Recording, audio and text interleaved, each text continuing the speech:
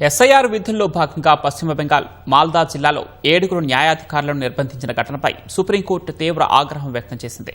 ఇది ఉద్దేశపూర్వకంగా చేసిన దాడి అని ధర్మాసనం అభివర్ణించింది. బంగాల్లో శాంతి భద్రతల వ్యవస్థ పూర్తిగా కుప్పకూలిందని సీజేఐ జస్టిస్ సూర్యకాంత్ వ్యాఖ్యానించారు. ఈ ఘటనపై తగిన వివరణ ఇవ్వాలని రాష్ట్ర హోంశాఖ కార్యదర్శి డీజీపీకి నోటీసులు జారీ చేశారు. 3 మహిళలు సహా 7 న్యాయాధికారులను కొన్ని అసాంఘిక శక్తులు నిర్బంధించాయని సీజేఐ అన్నారు. అర్ధరాత్రి వరకు తాను స్వయంగా పరిస్థితిని పర్యవేక్షించాల్సి వచ్చిందని తెలిపారు.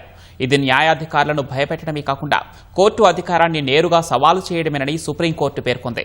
చట్టాన్ని తమ చేతుల్లోకి తీసుకునే హక్కు ఎవరికీ లేదని తేల్చి చెప్పింది. ఈ ఘటనపై సీబీఐ లేదా ఎన్ఐఏ విచారణ కోరేందుకు ఎన్నికల సంఘానికి సుప్రీంకోర్టు అనుమతినిచ్చింది. ఓటర్ల జాబితా నుంచి పేర్లను తొలగించడాన్ని నిరసిస్తూ మాల్దా జిల్లాలో కొందరు బుధవారం ఆందోళనకు దిగారు. మొదట న్యాయాధికారులతో సమావేశం కావాలని నిరసనకారులు కోరారు. అందుకు అనుమతి నిరాకరించడంతో బుధవారం సాయంత్రం 4 గంటల సమయంలో కార్యాలయం చుట్టూ చేరి అధికారులను నిర్బంధించారు.